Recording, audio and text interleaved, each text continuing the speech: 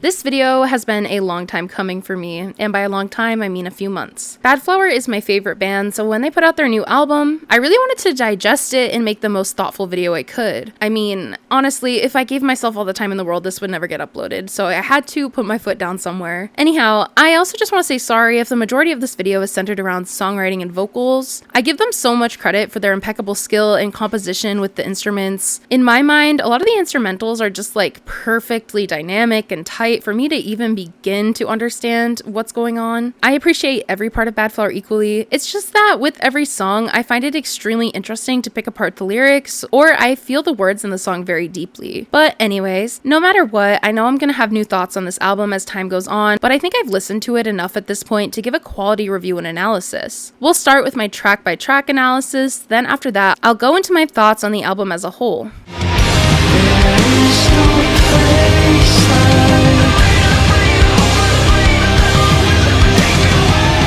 The title track and opening song of the album, No Place Like Home, starts with a link to The Wizard of Oz, and the references to that movie continue throughout this song and the album in its entirety. This is a hauntingly dreamy song. The bass in the song, played by Alex Espiritu, really helps to create that haunting vibe throughout the track. Honestly, all the instruments in this song mesh so perfectly together. Thematically, some of the song's lyrics seem to be reflective of the immigration situation happening in the United States right now under the Trump administration, with lyrics like, "Don't come back again, you're an alien, I'm American." But on a lighter note, there's tons of ear candy throughout this song, such as when you can hear the Wicked Witch's cackle in the back of the tune. I can also hear some Metallica influence in the instrumental, especially during the breakdown. No Place Like Home features unique production that builds so well as the song progresses. And I can't not mention how the backing vocals add such a nice touch to the song by making it even more immersive than it already was. No Place Like Home is a perfect intro song and title track. It feels like a wind up into the album that is No Place Like Home. Perfect introduction. It's just magical when you listen to it. Literally, like, it's so immersive.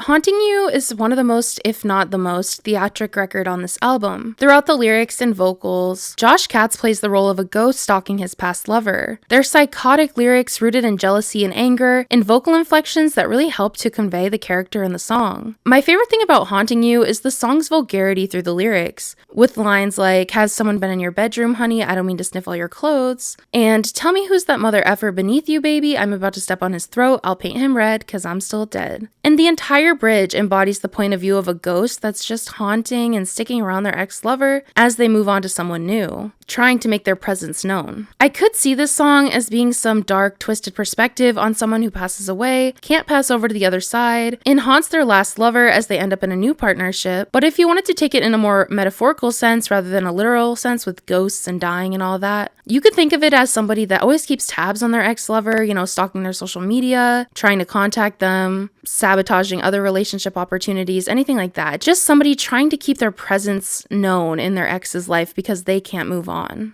The instrumental on the song just grooves so well. It's one of my favorites on the entire album. It's easily digestible while still maintaining the uniqueness and quirkiness that comes with the theme of the song and the ghost character within it. There's even ghost noises in the back of this song. No, I don't know the proper word for ghost noises, but anyways, I just want to say the production on this is 10 out of 10 chef's kiss. As with every other song on this album, even though Haunting You is a dark song, I still consider it one of the more fun, unserious songs on this album that has intense emotional depth. This is my most played from the album, not because it's necessarily my favorite. I do love the song, but I listen to it so much because of the drama. It's like a scene in a Broadway play embodied in a rock song. Not that it sounds show-tuney or anything, just because of the theatrics and character work. Won't you take my money? Singer and songwriter Josh Katz shows his heart on the song London, a song that feels like a love letter. With that, his girlfriend Andy Darling, who also makes music, and will open for Badflower's next US tour, features in the music video. The music video is super aesthetic, taking place in a beautiful cabin in the woods during winter time. My theory on the music video, which also seems to be reflected in the lyrics of the song, is that it's telling a story about the band portrayed as vampires trying to rip Josh away from a domestic life with his girlfriend. I mean, the imagery shown in the video along with the creatures trying to rip Josh apart, with lyrics like "quit my job and we can move to London tonight," led me to thinking that. But if there's one thing Josh Katz is gonna do, it's threaten to end Badflower. If you know, you know. And if one thing's for sure about the song London, it's that it's a total earworm. I probably sing "Take my money" 5 times a day since this has been released. And along with that, it's a great song to sing. It's so good, but it's also so different from most Badflower songs that have been released in the past. It's not quite a ballad, but I wouldn't describe it as heavy either. The shining star of the song London are the drums played by Anthony Sonetti. They are absolutely perfect. My favorite drums of all time in Badflower songs are probably London and Family off of their previous album, This Is How the World Ends. My other favorite part of the song has to be the long, drawn out note at the very end. London is just such a good song. It's so unique for them, and I really liked hearing them step out of their comfort zone. Sorry if I'm glazing, but this album is just so good. You are doing yourself a disservice by not listening to it.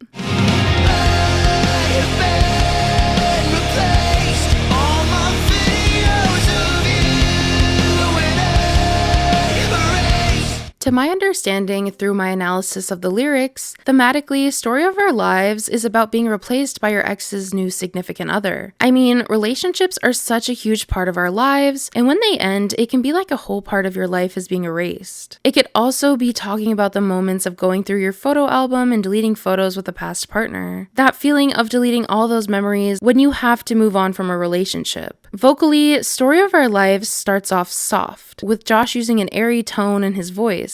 But the song builds through its instrumentation and the gradual rise in power used in Josh's vocals during the chorus. I really love the breathy voice Josh gives during the verses. You can really hear the emotion, understand the vulnerability, and catch the cadence of every single word he sings. When it comes to the instrumental for the song, I love the picking guitar melody played by Morrow. I'd say it's the foundation for the entire beat. The song also continues the trend of having fun pieces of ear candy, such as the laugh track that's played after Josh sings "Can we make the director's cut clean for TV?" Can we make the director's cut clean for TV?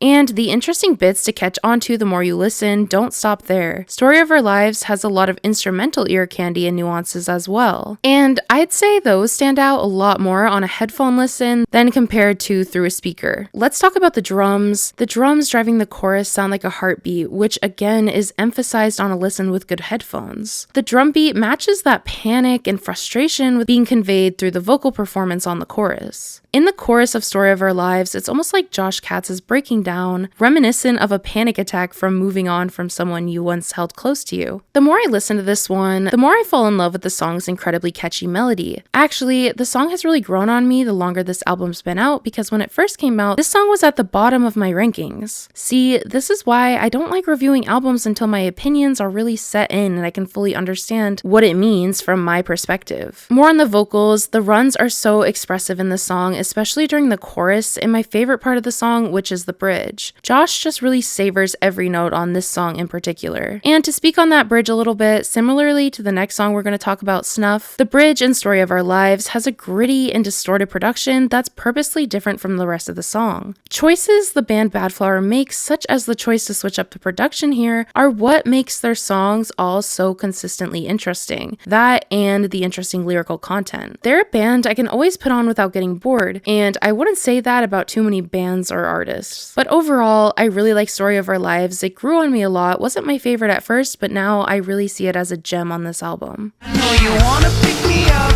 when you see me on the ground. Yeah, I'll get aroused if you kick me while I'm down. Now, Snuff is a super interesting song on this album that truly stands in its own identity. I think it's the most similar song Badflower has to their fan favorite song Stalker from This Is How the World Ends. Both Stalker and Snuff have the same crazy energy, raw nature, and unconventional sound. Part of the reason Snuff and Stalker stand in their own lanes and resonate so well with listeners is because they don't follow any rules. But that just makes songs like Snuff so much more fun and engaging to listen to. Snuff has kinky, not safe for work lyrics that are expressed unapologetically from the perspective of a masochist. The song is fast and exciting, while the lyrics state how he wants to be consensually beat up by his partner. Through the vocal inflections and performance in Snuff, a sense of aggressiveness mixed with desperation is conveyed. When I listen to Snuff with my headphones in, I notice there's these interesting synths in the background that are hard to notice if you're listening just through a speaker. I think this is a song that's already good, but it gets lifted to another level when you listen with the sound coming right from the headphones into your ears. However, I do sadly maybe have my first complaint so far on this album. Well, it's not really a complaint, but you can be the judge. What I will say is that the interlude sample part is a bit of a energy dip. But by no means do I really think it dampens the song. Sure, sometimes once it reaches the intermission, I move on to Swinging Hammer, but not really in a way where I enjoy the song Snuff less. I just sometimes pretend the song ends there. Snuff is one of my absolute favorites from the album. Definitely my favorite on the album production-wise. The production is just so well done without sounding overly polished, but it's clear that was done to match the raunchy and unfiltered nature of the song. And despite the song having a distortion over it, the instrumental still sounds so incredibly clean, but honestly I wouldn't expect anything less from this band. Similarly to Haunting You, I'd say Snuff is one of the more fun and unserious songs on No Place Like Home. Even through songs seemingly about a tragic topic like Ice, with the title track No Place Like Home, and extremely emotional songs that we will get into later in the album, with the album No Place Like Home, Badflower is able to bring the mood up after cutting through your heart with a knife, with songs like Haunting You, Snuff, and Number One, which is also later in the track list. Get off my new pajamas, I just bought these new pajamas. Looking like my old pajamas, these are my new pajamas.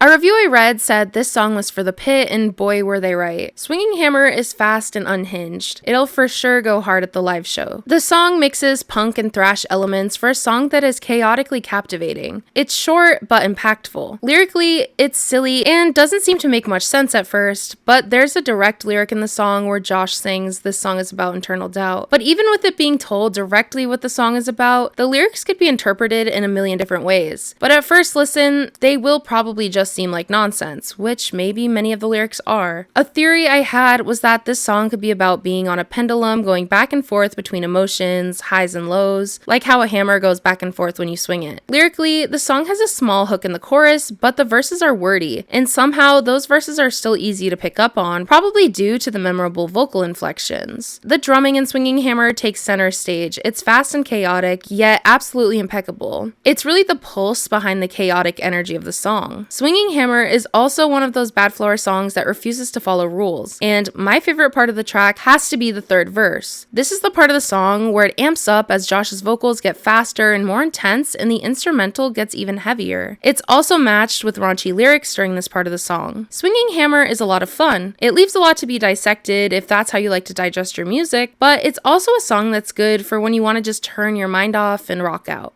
I wanna feel the way I did when we started.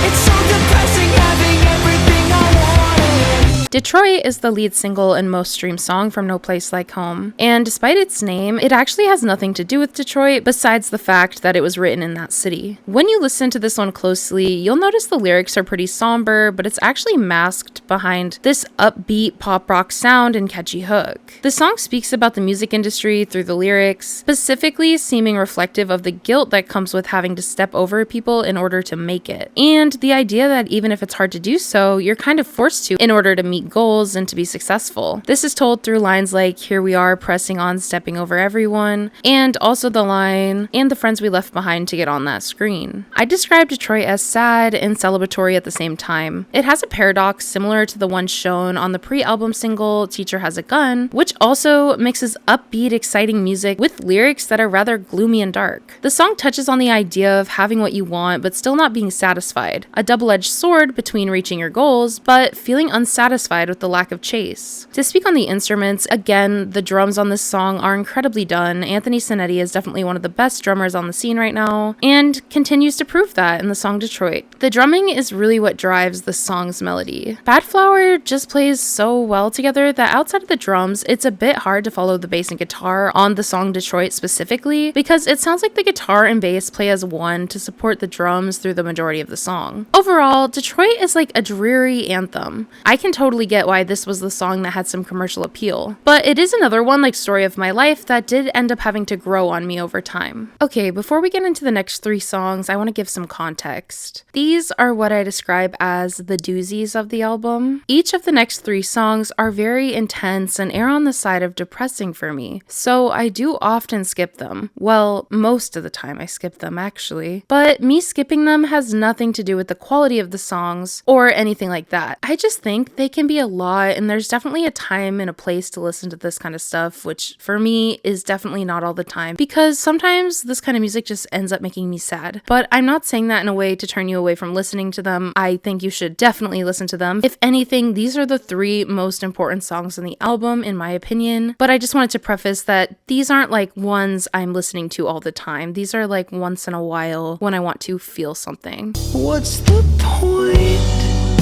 if there's nothing new?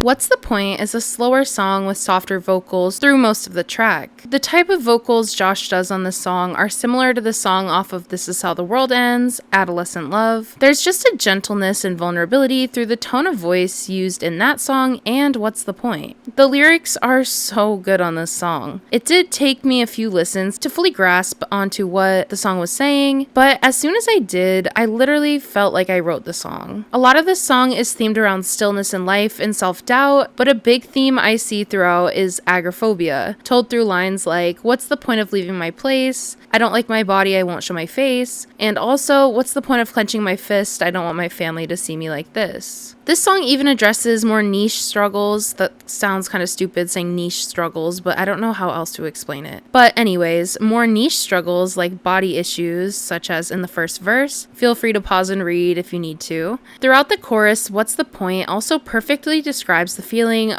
like the universe is constantly letting you down. When nothing goes your way, so you're starting to feel like there's no point. The topics addressed in What's the Point are specific. With his writing, songwriter Josh Katz pinpoints these different struggles in a way that makes the listener who's experienced what's being explained feel understood. This is a huge trend in Badflower's music. Josh is able to explain feelings and situations so well through Badflower's lyricism in so many songs because he gets specific in a way that isn't off-putting.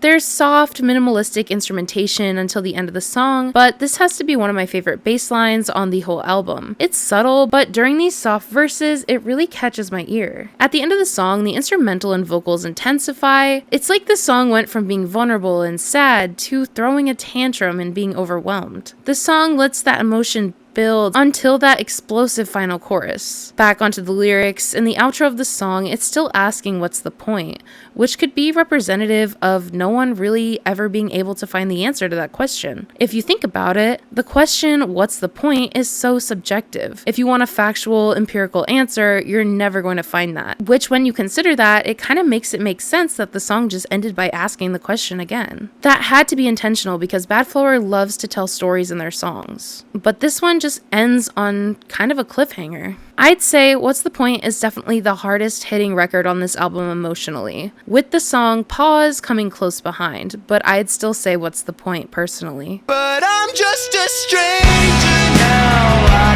couldn't hold it down. Maybe I'm made to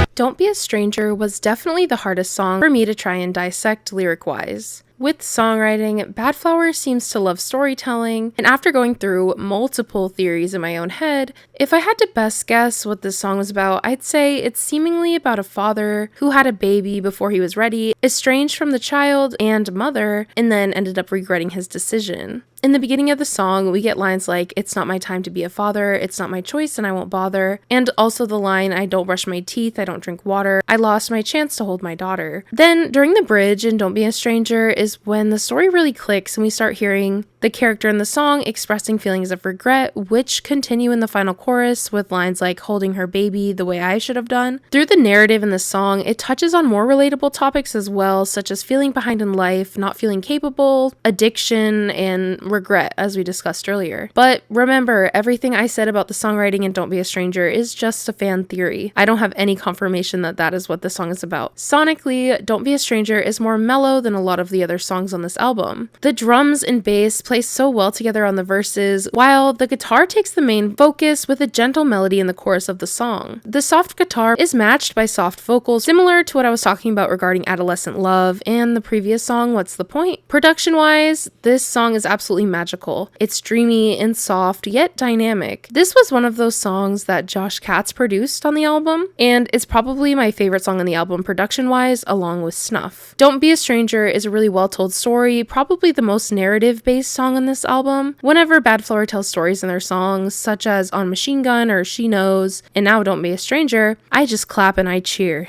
And as we lay on the ground, I feel your breath slowing down. Just close your eyes and be still. I'm right beside you. I am all out of love. Paws is a song about pet loss that was written when Josh's dog Maggie was in the final stages of her life. I think pet loss is a great topic for a song. It's something really hard that most people have to go through, but yet it isn't talked about very much. Personally, before Paws, I had never heard a song with this subject before, even though it almost seems like an obvious thing to talk about because it's gone through by so many people. It's also interesting to note that Josh said in interviews that he wishes he could go back and rewrite the song because after the passing of Maggie, he realized that he left out a lot. But I still think that the song does a great job of getting its point across and pulling on the listener's heartstrings. The lyrics are just so heartfelt, sweet, and extremely sad. But the mood is definitely also created with the subtle and mellow instrumentation that ends up amping up towards the end of the song. Paws definitely has a similar instrumental story to What's the Point, with it starting off soft and slow, then getting more intense at the end. I just think that this song is absolutely brilliant. It's not the most shocking or attention-grabbing Badflower song, rather, Paws is extremely impactful and emotional. It draws you in through the vulnerability and relatable topic. Everybody else steals cause they gotta chase clout. It's a way to get rich, baby, there's no doubt. But I never would, cause I'm hella good.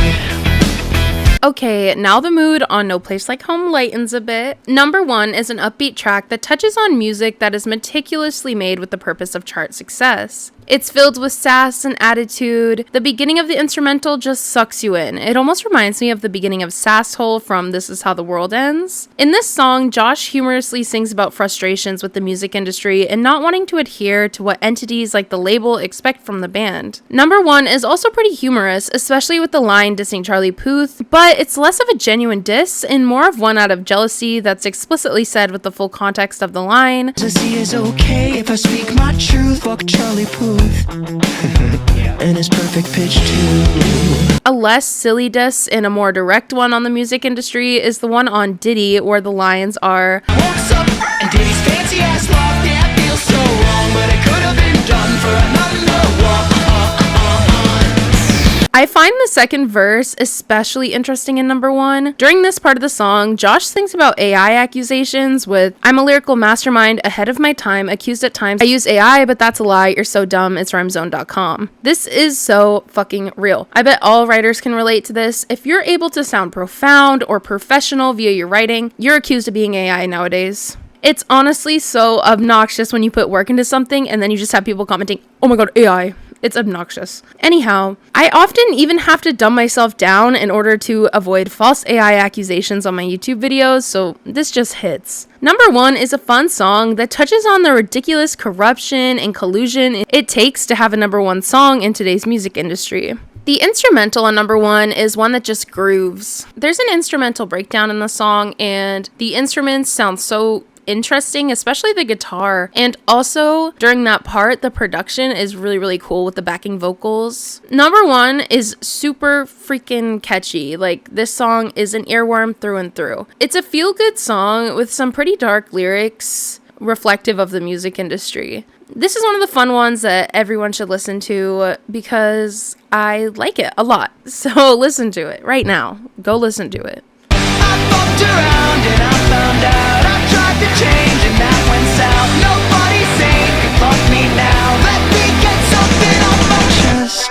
I think Let Me Get Something Off My Chest could be a take on putting your best self out there when dating, even if that's a perfect, exaggerated, and even untrue image of who you are via like dating sites and stuff like that. But also the way people try to put on an overly polished, perfect, and fake image online via their social media in order to impress people. This song gets this point across with lines like, "My tech start up, I made it up to convince somebody that I'm amazing," and also, "My lifted truck, I made it up." I think the lyrics of the song also touch a bit on having ambition, but not always wanting to or being able to put in the work to make all those prospective dreams come to fruition. With the line, "I want to be somebody, but I'm too lazy, my love." Another lyric I find extremely interesting is, "I want to hate Joe Rogan, but I listen daily." Joe Rogan is the kind of person that's kind of cool to not like. In my mind, this line kind of shows the idea of giving into things purely for enjoyment, regardless if it's like the holier than thou thing to do. I kind of think of Joe Rogan in this line as something like a cigarette. It's like, you know it's bad, but at the same time, it's something that serves as an enjoyable vice. The melody in Let Me Get Something Off My Chest is very familiar. It's one of the easiest to digest on this album, in my opinion. The bridge of this song even reminds me of the chorus of Ballad of a Homeschooled Girl by Olivia Rodrigo quite a bit. Fucked around and I found out I tried to change and that went south. Nobody sane can fuck me now.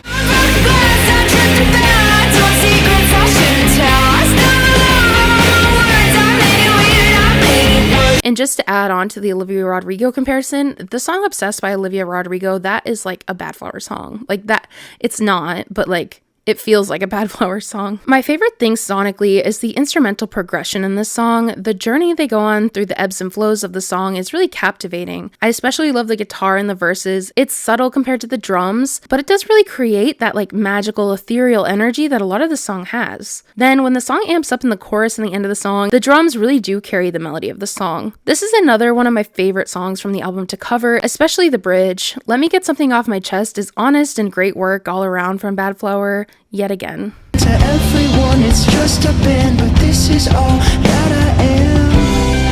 I wasn't able to turn into a butterfly. The song Butterfly is a metaphor that's a bit hard for me to understand, and maybe that's the point of the song. I just think that the connection that Josh has to the band is conveyed so beautifully in this song. Every member of Badflower is really the type of artist that puts their entire self into what they're doing. I theorize that Butterfly is a more autobiographical song about Josh's relationship to music and fans as he sings, "You couldn't know you're just a fan, to everyone it's just a band, but this is all that I am." More reflective on the relationship with the fans, Josh sings, "You told me that I saved your life, but who the fuck is saving mine?" These lines reminded me of how artists such as James Hetfield of Metallica won't even do meet and greets anymore, or Chappell Roan had to put out a list of rules due to fans trauma dumping on them. So this line could be hinting at a similar feeling from Josh. So there's a ton of vulnerability and honesty in these lyrics. It's kind of a similar theming to If Lyrics Were Confidential by Waterparks in a more melancholy package. It's less in your face and unapologetic and more vulnerable and soft. I also wonder if this song is a little bit about Josh worrying about living up to expectations and doubting his own growth in music, considering the whole metaphor of not being able to turn into a butterfly. The instruments on the song play softly, but the way they build is so cool in this song. I think this song could really sound cool played by an orchestra. It's hard to explain why, but if you've heard the song, you get what I mean. Also, an acoustic version of Butterfly would be Chef's Kiss, so that's definitely on my wish list, even though the instrumentation is still pretty stripped back on this track. The singing on this song is so perfectly gentle to match the vulnerability expressed in the lyrics. I think Butterfly is a perfect way to end this album, but I won't lie, it scares me a little bit because it almost feels like a swan song. But hopefully Badflower will keep making music. They clearly are one of the best rock bands out right now, and it would be such a gift to get more albums from them. Now that we have gone through all the songs, it's time for my overall thoughts. No Place Like Home is yet another project from Badflower that exceeds in the storytelling department. The band Badflower are masters at vulnerable storytelling, and they touch on things like personal insecurity, mental health, grief, creative burnout, regret, and even love in a way that's done with seemingly brutal honesty. The album has a variety of different types of stories, with a song like Haunting You serving as a more fictional character study, and a song like Don't Be a Stranger telling a story that's more practical in the real world. I'd say No Place Like Home is an album that has a great balance between those theatrical songs like Haunting You and Snuff, and more intimate songs like London and Butterfly. The album really seems to balance songs in a way where you get just enough character-driven chaos mixed with stripped-back emotional moments. You may be a little confused with the title and Wizard of Oz references because it isn't necessarily a Wizard of Oz themed concept album or anything, but the idea of home is still very present within the instrumentation, production, vocal delivery, and lyricism, as the album explores ideas of belonging and self-understanding. I'd say, hands down, No Place Like Home is Badflower's best album production-wise. It's dynamic, switching between sounds that are grungy, unconventional, cinematic, and all-around rock and roll. There's also some really interesting layering going on this album with the background vocals and other productional elements. All of the songs on No Place Like Home show that Badflower really has a great ear for adding texture into their music with their use of ear candies. As I said, when I was going through the tracks, Snuff and Don't Be a Stranger are the ones that stand out the most when it comes to production. Badflower is really great at experimenting with things like tempo, tone, and song structure. They're the type of band that rarely follows rules when it comes to songwriting and making music in general. However, there are some common patterns of progression on this album, such as on songs like London, What's the Point, Don't Be a Stranger, and Paws. With No Place Like Home, Badflower continues to show how much chemistry they have as a band, with their tight, cohesive instrumentals. Anthony Sonetti continues to blow it out of the water with his drumming. His ability to drive the song's energy is impeccable. I find that on this album, the bass lines shine the most during the more emotional songs such as What's the Point and Don't Be a Stranger. Alex Espiritu is able to play in a way that really grounds the song and gets the message across. When it comes to the guitar, Morrow is such a dynamic player. He really shows all sides to his talent on No Place Like Home, being able to catch your ear with more intense melodies as well as ones that are more gentle. Even when Badflower is trying to create a sense of chaos with their instrumentals, they're also able to impressively keep a sense of control and a clean sound. Vocally, No Place Like Home shows Josh Katz at his best. He especially excels with the expressiveness and emotion in his voice. His range going from desperate and aggressive on a song like Snuff to the vocals creating a still vulnerability on a song like Paws really helps to make the album the emotional roller coaster that it is. If Josh's vocals weren't as expressive as they are, these songs definitely would not read the same way or have the same kind of sparkle. And Josh is able to write songs that really cut deep. I think mostly due to his ability to be specific and really dive into what he's talking about without using cliches. His lyrics just feel diverse in theme and self-aware. Badflower has been my favorite band in terms of songwriting for a while, and this album just confirmed that for me. But the most important point I want to get across with this review/analysis is that I think what Badflower accomplishes with No Place Like Home is making their listener feel seen. At least for me, this album left a feeling of being understood, and I think it would do the same for many of you. So yes, this is a perfect album in my opinion. I would rank every song a 5 out of 5, and I would recommend it to almost anyone. Even if you don't love heavy music, this album is pretty diverse in sound, and I think anyone could find at least one song that they can relate to and enjoy. So if you've listened to this album, let me know what you think about it in the comments. I'd love to hear your guys' thoughts. Discussing their music is one of my favorite things to do. Clearly, I mean, this is probably the longest review I've ever made, but if you sat through all of it, I appreciate you so much. Anyways, that's all my thoughts on this album. I hope you enjoyed listening to me dissect it. If you want to get more reviews of albums and other music stuff from me, make sure to subscribe. I also do commentary and music news, so a subscribe to me will keep you in the loop. Anyways, I won't go on too much more. Thank you guys for watching. I'll see you next time. Bye-bye.